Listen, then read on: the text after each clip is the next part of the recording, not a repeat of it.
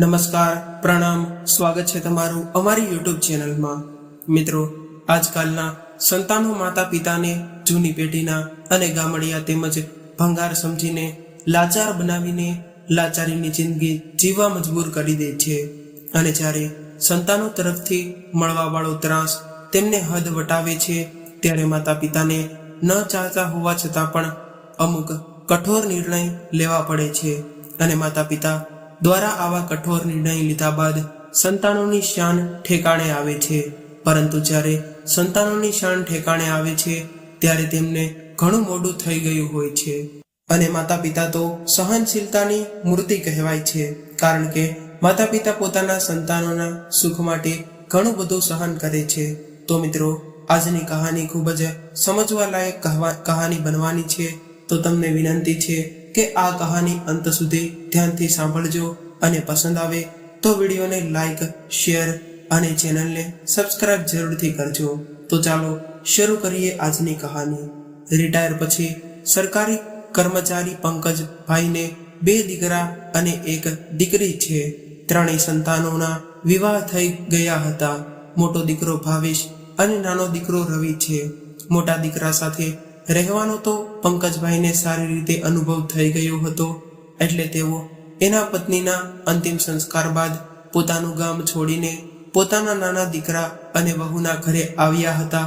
જો કે આ ઘર પણ પંકજભાઈએ જ ખરીદીને દીકરાને આપ્યું હતું।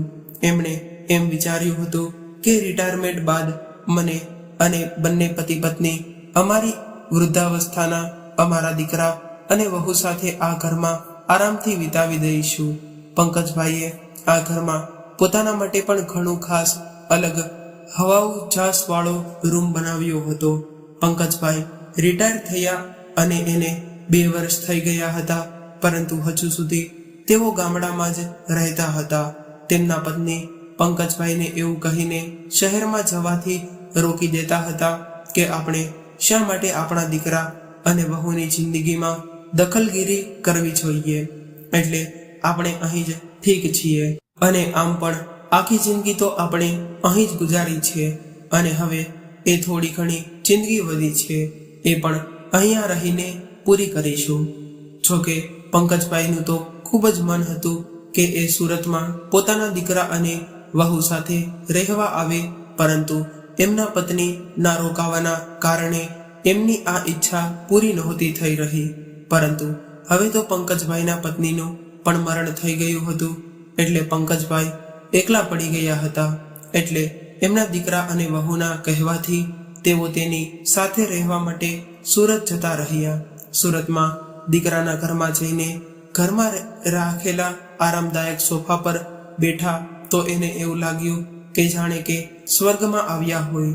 આ જોઈને પંકજભાઈ કહેવા લાગ્યા કે દીકરા, તે તો આ કાયા પલટ કરી દીધી છે। જ્યારે આપણે આ મકાન ખરીદ્યું હતું ત્યારે તો ખૂબ જ અલગ દેખાતું હતું। હવે પંકજભાઈ આખા ઘરને ખૂબ જ આશ્ચર્યથી જોઈ રહ્યા હતા।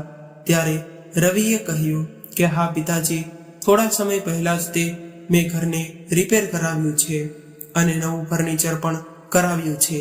કેટલું આરામદાયક ઘર છે। આવું વિચારતા વિચારતા પંકજભાઈના મનમાં ને મનમાં એના પત્ની સાથે વાતો કરવા લાગ્યા કે કદાચ આજે તું જીવતી હોત તો આપણું આ ઘર જોઈને કેટલી રાજી થઈ ગઈ હોત। આ આરામદાયક ફર્નિચર અને નરમ નરમ સોફા, અને આપણી નાની વહુએ તો મને શરબત બનાવીને પણ પીવડાવ્યું છે। હવે તો મારી ચિંતા નહીં કરતી। ત્યારે જ રવિએ કહ્યું કે આવો પિતાજી, તમારો સામાન મૂકી દઉં છું। એટલે પંકજભાઈ હસીને પોતાના રૂમ તરફ જવા લાગ્યા, અને અંદર જોયું તો એક મોટો આરામદાયક બેડ સજાવેલો હતો, ઉપર એસી લગાવેલું હતું।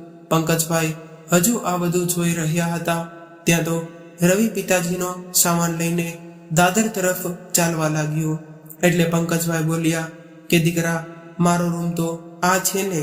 એટલે રવિએ કહ્યું, નહીં પિતાજી, હમણાં થોડા દિવસથી મારી પત્ની કિંજલનો ભાઈ ટ્રેનિંગ માટે આ અહીં આવ્યો છે, અને એ ઘણી વખત ઘરે આવતો જતો રહે છે, અને એ આ રૂમમાં રોકાય છે।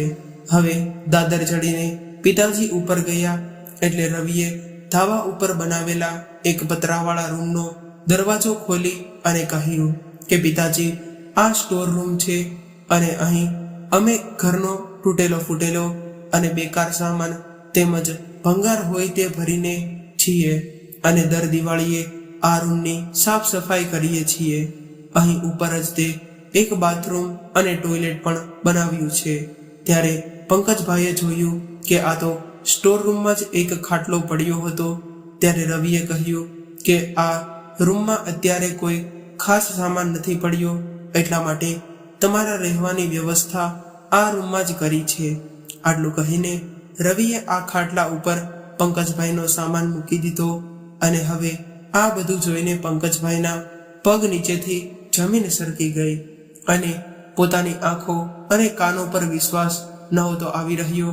એને એવું લાગી રહ્યું હતું કે કોઈએ એને 10 માળની બિલ્ડિંગ પરથી જઈને નીચે ત્યાંથી ધક્કો મારી દીધો હોય.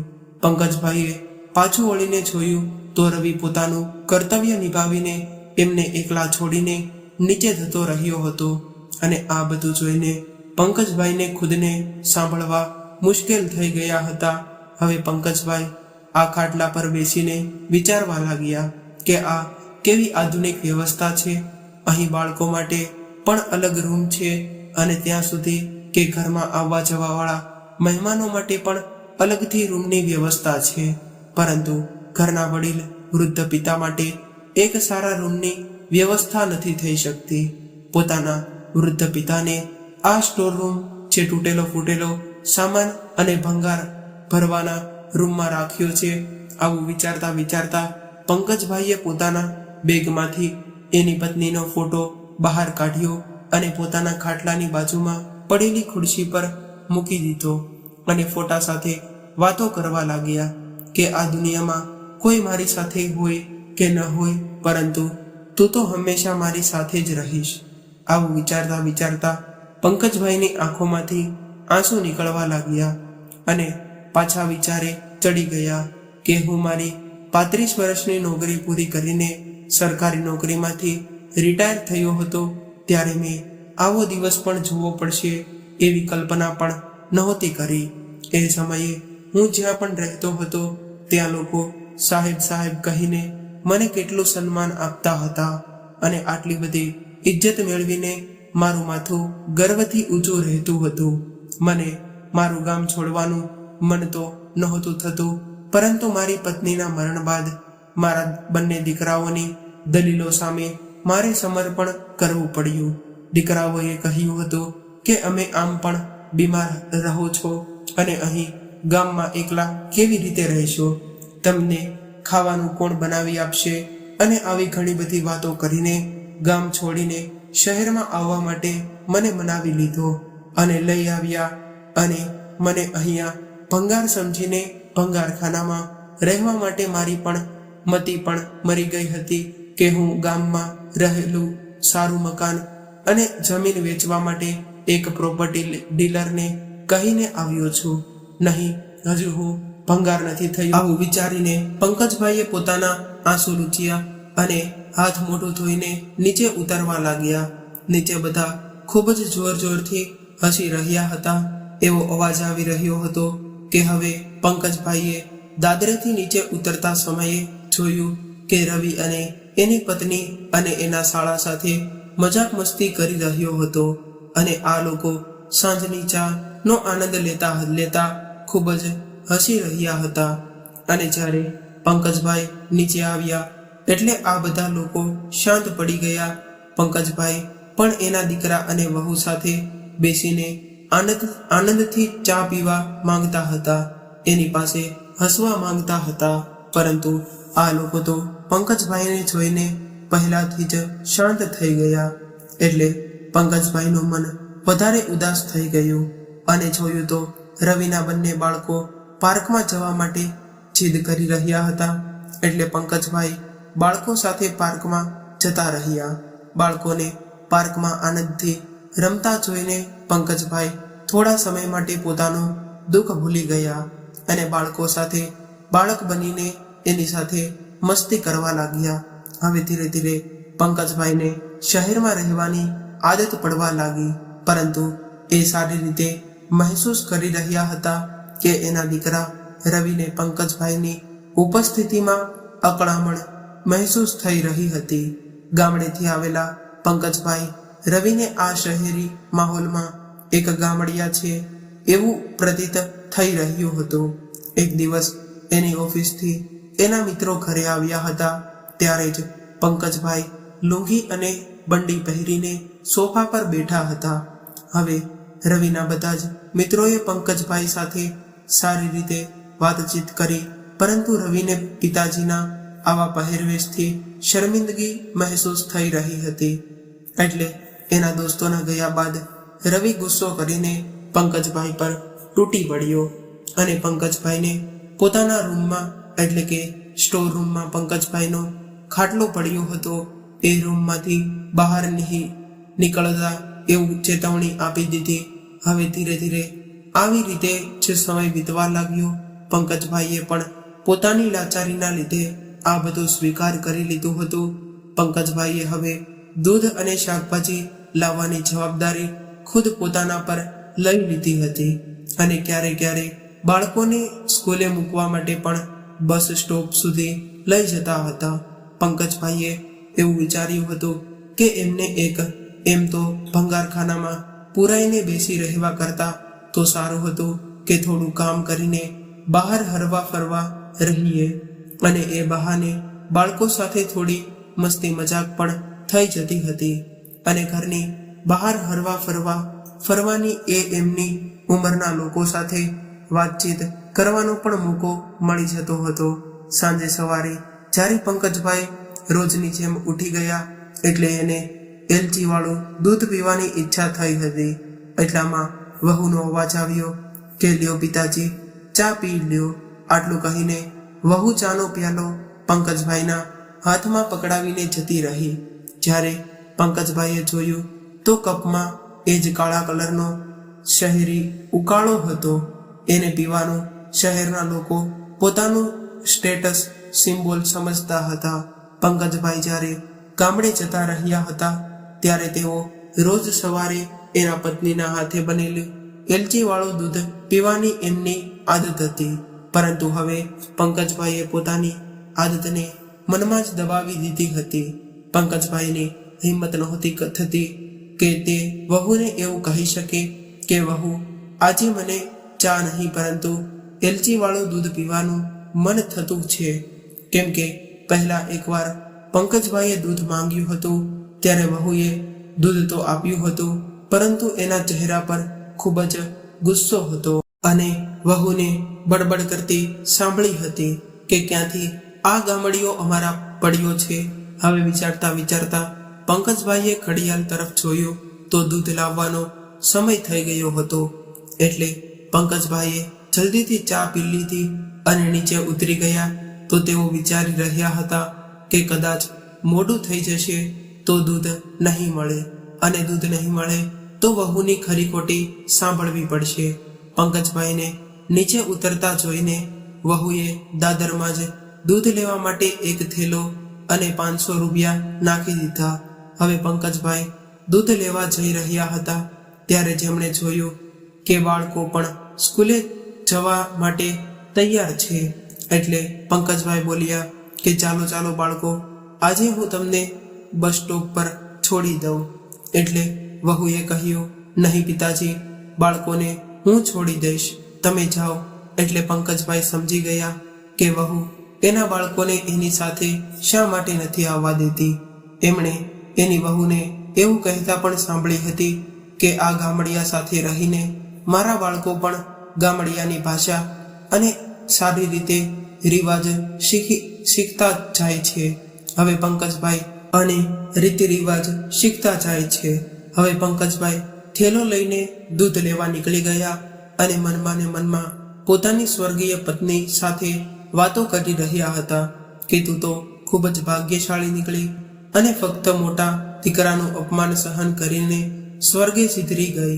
ત્યારે જ પંકજભાઈના મનમાં ને એના મોટા દીકરાના ઘરે વિતાવેલા થોડા સમયની દિવસોની કડવી યાદ તાજા થઈ ગઈ કે કેવી રીતે મોટી વહુ ખાવાનો સામાન પણ છુપાવીને રાખતી હતી, કેમ કે અમે વૃદ્ધ લોકો એનું ખાવાનું ન ખાઈ લઈએ. એક દિવસ હું સોફા પર બેસીને અખબાર વાંચતા વાંચતા દાંતણ ચાવી રહ્યો હતો ત્યારે જ મારા મોટા દીકરાએ એવું કહી દીધું હતું કે પિતાજી, આ શહેર છે, તમારું ગામ નથી. તમારે દાંત સાફ કરવા હોય તો બાથરૂમમાં જઈને કરો. અને જોઈને મારા બાળકો શું શીખશે? એ સમયે પંકજભાઈ મોટા દીકરાના ઘરેથી 4 દિવસમાં જ પાછા આવતા રહ્યા હતા. આવા બધા વિચારો કરતા કરતા ચાલતા જઈ રહ્યા હતા અને પંકજભાઈને ખબર જ ન પડી કે ક્યારે દૂધની દુકાન પર પહોંચી ગયા. હવે દૂધ લઈને જ્યારે પાછા વળ્યા તો એની દીકરીનો ફોન આવ્યો અને પૂછવા લાગી કે કેમ છે પિતાશ્રી? મને તમારી ખૂબ જ ચિંતા થઈ રહી હતી એટલે મેં વિચાર્યું કે તમને ફોન કરીને તમારા હાલચાલ પૂછી લઉં. ઘણા દિવસો બાદ કોઈ પોતાના સ્નેહી પાસેથી હમદર્દી ભરી વાત સાંભળીને પંકજભાઈની આંખો ભરાઈ ગઈ, દિલ ભરાઈ ગયું અને રૂંધાયેલા ગળેથી પંકજભાઈએ જવાબ આપ્યો કે હું બિલકુલ ઠીક છું. મને શું થવાનું છે? તારો ભાઈ અને ભાભી મને ખૂબ જ સારી રીતે રાખે છે. મને સાચવવામાં કોઈ પણ ચીજની કમી નથી રહેવા દેતા. તું બસ તારું ધ્યાન રાખજે. આટલું કહીને પંકજભાઈએ જલ્દીથી ફોન કાપી નાખ્યો, કેમ કે દીકરી સાથે વાત કરતા કરતા દુઃખના લીધે કદાચ રડ્યા જાય એમ હતું. અને પંકજભાઈ પણ શું વીતી રહ્યું હતું એ તો તે એને ખુદને જ જાણતા હતા. પરંતુ એ એની દીકરીને આ બધું કહીને દીકરીને દુઃખી કરવા નહોતા માંગતા. કોલ કાપતા જ પંકજભાઈની આંખોમાંથી આંસુની ધારા થઈ અને વિચારવા લાગ્યા કે કદાચ આટલો જ પ્રેમ અને પોતાનાપણું મને મારા બંને દીકરા પાસેથી મળ્યું હોત તો કેટલું સારું હતું. થોડીવાર બાદ ખુદને સાંભળીને પંકજભાઈ ધીરે ધીરે ચાલવા લાગ્યા. વાસ્તવમાં બીજાના આશ્રિત રહીને અને બીજાના સહારે રહીને વૃદ્ધાવસ્થા વિતાવવી કેટલી મુશ્કેલ હોય છે. અને એ પણ જ્યારે પતિ પત્નીમાંથી કોઈ એક જતું રહ્યું હોય અને એકલા પડી ગયા હોય ત્યારે એને એનું પોતાનું જીવન પણ એક બોજો સમાન લાગવા લાગે છે. પંકજભાઈ વિચારવા લાગ્યા કે મારી પત્ની તો સ્વર્ગે સિધરી આવી ગઈ છે અને મારી હતી બિચારી બસ થોડો તાવ આવ્યો, થોડું માથામાં દુખાવું હતું તો એક દિવસમાં રાત્રે સૂઈ ગઈ અને બીજા દિવસે ઉઠી જ નહીં. અને એ હંમેશા એવું કહેતી રહેતી કે હું આ દુનિયામાંથી તમારા ખભા પર બેસીને જવાની છું. સારું થયું એ મારા પહેલા જતી રહી અને કદાચ હું એના પહેલા જતો રહ્યો હોત અને એ એકલી રહી ગઈ હોત તો આ સ્વાર્થી દુનિયામાં એની શું હાલત થઈ હોત? શું હું તો અપમાન ના ઘૂંટાળે પીને આ લોકો સાથે જેમ તેમ કરીને જીવી રહ્યો છું. પોતાની પીડા અને વેદના પોતાના જ દિલમાં છુપાવીને પંકજભાઈ ઘરની બહાર આવીને ઊભા રહી ગયા. થોડા ઉતાવળ ચાલવાના લીધે એને શ્વાસ ચડી ગયો હતો એટલે થોડી વાર માટે એ દરવાજા પર ઊભા રહી ગયા.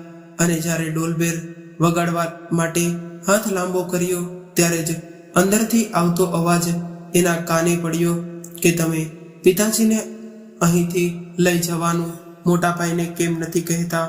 અને આમ પણ પિતાજી અહીં આવ્યાને 6 મહિના થઈ ગયા છે અને પિતાજીની પ્રોપર્ટીમાં તો મોટા ભાઈનો પણ ભાગ લેવાના છે ને. તો પિતાજીને સાચવવાની જવાબદારી ફક્ત આપણે શા માટે ઉઠાવીએ?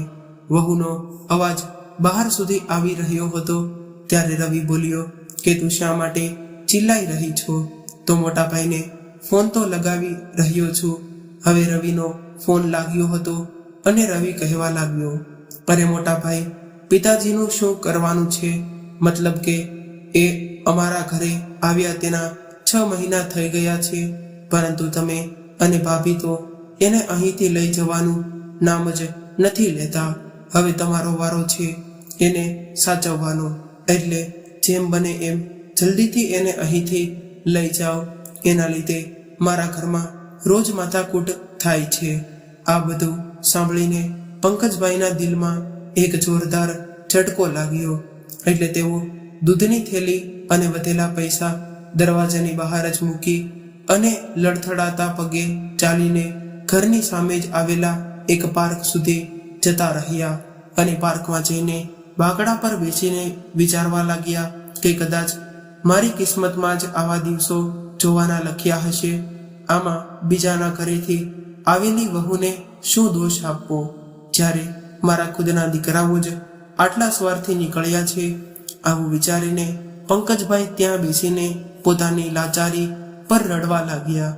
ત્યારે જ પંકજભાઈના ગામમાંથી તેના મિત્ર તેમજ પ્રોપર્ટી ડીલર નવીનભાઈનો ફોન આવ્યો અને એને જ પંકજભાઈએ પોતાના ગામમાં રહેલું મકાન અને જમીન વેચવાની જવાબદારી આપી હતી. ફોન ઉઠાવ્યો એટલે નવીનભાઈ કહેવા લાગ્યા કે અરે પંકજભાઈ, કેમ છો? તમે મજામાં છો ને? અને તમને એ જણાવવા ફોન કર્યો છે કે તમારા ગામમાં રહેલા મકાનના ગ્રાહક મળી ગયા છે. આ સાંભળ્યું એટલે પંકજભાઈ તો પહેલેથી જ પોતાના દીકરાઓ દ્વારા આપવામાં આવેલા દુઃખથી પૂરી રીતે તૂટી પડ્યા હતા. એટલે ધીમા અવાજમાં કહેવા લાગ્યા કે નવીનભાઈ, હું ગામમાં પાછો આવી રહ્યો છું. અને આવી રીતે જ પંકજભાઈએ નવીનભાઈને પોતાના જ પર વીતેલી બધી જ વાત જણાવી. થોડી વાર બંને મિત્રોએ વાત કર્યા બાદ પંકજભાઈએ એક નિર્ણય કર્યો અને મનમાં ને મનમાં એમણે નક્કી કરી લીધું હતું. એટલે ખૂબ જ હિંમતથી પંકજભાઈ પોતાના દીકરા રવિના ઘર તરફ ચાલવા લાગ્યા. ઘરે પહોંચીને ડોરબેલ વગાડ્યો એટલે દરવાજો ખોલીને નાની વહુ ચિલ્લાવા લાગી કે પિતાજી, તમે તો કેટલા લાપરવાહ નીકળ્યા. આવી રીતે દૂધની થેલી અને વધેલા પૈસા ઘરની બહાર મૂકીને ક્યાં જતા રહ્યા હતા? આ સાંભળીને પંકજભાઈ કંઈ બોલ્યા વગર જ પોતાના દીકરા અને વહુ તરફ જોતા રહ્યા અને તેઓ દાદર તરફ જવા ચાલવાતા થયા. ત્યારે જ તેનો દીકરાએ અવાજ સાંભળીને ઊભા રહ્યા. ત્યારે રવિએ કહ્યું કે પિતાજી, તમે તમારો સામાન પેક કરી લેજો, કેમ કે સાંજે મોટાભાઈ એના ઘરે રહેવા માટે તમને લેવા આવી રહ્યા છે. પંકજભાઈ તો જાણે આ વાતની જ રાહ જોઈ રહ્યા હોય એમ પાછળ વળીને તરત જ કહેવા લાગ્યા કે સામાન તો મારે નહીં, પરંતુ તમારે પેક કરવાનો છે. ત્યારે વહુએ કહ્યું, શું મતલબ છે તમારો? તમે કહેવા શું માંગો છો? એટલે પંકજભાઈએ કહ્યું કે હમણાં તમને મતલબ પણ સમજાવી દઉં છું. કદાચ તમે લોકો ભૂલી ગયા છો કે આ મકાન મેં ખરીદ્યું હતું. મારી મહેનતની કમાણીથી આ મકાન લેતી વખતે મેં એવું વિચાર્યું હતું કે આપણે બધા સાથે રહીશું, પરંતુ તમે લોકોએ તો આ ઘરના માલિકને જ પરાયો સમજો છો. અને આજે પણ આ ઘર મારા નામ પર છે અને ઘરમાં કોણ રહેશે અને કોણ નહીં રહે એ હું નક્કી કરીશ. તમે લોકો નહીં, મારી રાત દિવસની મહેનત અને મારા પરસેવાની કમાણીના પૈસાથી ખરીદેલા ઘરમાં મને જ પતરાવાળી અને ભંગાર ભરવાની રૂમમાં રહેવા માટે મજબૂર કરો છો. અને તમે ખુદ તો આલિશાન બેડ અને એર કન્ડિશનરની હવા ખાવ છો. બસ બહુ થઈ ગયું બધું. હવે હું તમને 1 મહિનાનો સમય આપું છું. 1 મહિનામાં મને આ મકાન ખાલી કરી આપજો. પિતાજીની આ વાત સાંભળીને રવિ તરત જ બોલ્યો કે શું તમે એકલા જ આ મકાનમાં રહેશો? એટલે પંકજભાઈએ કહ્યું કે નહીં, હું આ મકાનને વેચીને પાછો મારા ગામમાં જઈ રહ્યો છું. મારા જૂના મકાનમાં અને એ મકાનમાં મારી અને મારી પત્નીના આખા જીવનની યાદો વસેલી છે અને ત્યાં રહીને હું મારા જૂના મિત્રો સાથે બેસીને મારા સુખ દુઃખની વાતો તો કરીશ. પંકજભાઈની આવી કડક વાતો સાંભળીને દીકરો અને વહુ હાથ જોડીને કહેવા લાગ્યા કે પિતાજી, તમે તો અમને એક પળમાં જ પરાયા કરી દીધા. આવો કઠોર નિર્ણય કરતા પહેલા તમે એકવાર પણ ન વિચાર્યું કે 1 મહિનામાં અમે તમારા માટે રહેવાની વ્યવસ્થા કેવી રીતે કરીશું? એટલે પંકજભાઈ બોલ્યા કે પરાયા કોણે કોણે કર્યા છે એ તમે ક્યારે આરામથી બેસીને વિચારી કરજો. અને હું તમારો પિતા છું અને તમારો આ પિતાજી હજુ એકલો કઠોર દિલ નથી બન્યો. એટલે જ્યાં સુધી તમારી બીજી જગ્યાએ રહેવાની વ્યવસ્થા ન થાય ત્યાં સુધી તમે ધાબા ઉપર બનાવેલા પતરાવાળા ભંગાર ભરવાના રૂમમાં રહી શકો છો. આવું સાંભળીને દીકરો અને વહુ હેરાન રહી ગયા. એ બંને પિતાજી તરફ લગાતાર જોઈ રહ્યા હતા અને પંકજભાઈ ખૂબ જ આત્મવિશ્વાસ સાથે પોતાના રૂમ તરફ જતા રહ્યા, જે રૂમ તેમણે પોતાના અને પોતાની પત્ની માટે બનાવ્યો હતો. પંકજભાઈને આજે પહેલી વાર મખમલી અને આલિશાન ગાદલા પર શાંતિથી આરામ કરવાનું સૌભાગ્ય મળી રહ્યું હતું. મિત્રો, માતા પિતાની સહન શક્તિ અને તેમની ઉદારતાને એની કમજોરી ક્યારેય ન સમજવી જોઈએ, કારણ કે માતા પિતા હંમેશા એવું ચાહતા હોય છે કે એના સંતાનો સુખી અને સમૃદ્ધ બને, પરંતુ સંતાનોએ પણ એ ન ભૂલવું જોઈએ કે એ આજે સુખ અને સમૃદ્ધિવાળું જીવન જીવી રહ્યા છે તો તેની પાછળ માતા પિતાએ કરેલી અથાગ મહેનત અને પરિશ્રમ હોય છે. માતા પિતાએ કરેલા પરિશ્રમના ફળ સ્વરૂપે સંતાનો આરામદાયક જિંદગી જીવી શકે છે અને માતા પિતાને અંત સમયે લાચાર બનાવીને હેરાન પરેશાન કરનારા સંતાનોને અંતમાં ખુદને ખુદી દુઃખી અને લાચાર થવું પડે છે, કારણ કે આપણે કરેલા કર્મોનું ફળ આપણે ખુદ જ ભોગવવું પડે છે. તો મિત્રો, આજની કહાની તમને કેવી લાગી કોમેન્ટમાં જરૂર જણાવજો. પસંદ આવી હોય તો વિડીયોને લાઈક, શેર અને નવા હોય તો ચેનલને સબસ્ક્રાઇબ કરજો. હર હર મહાદેવ.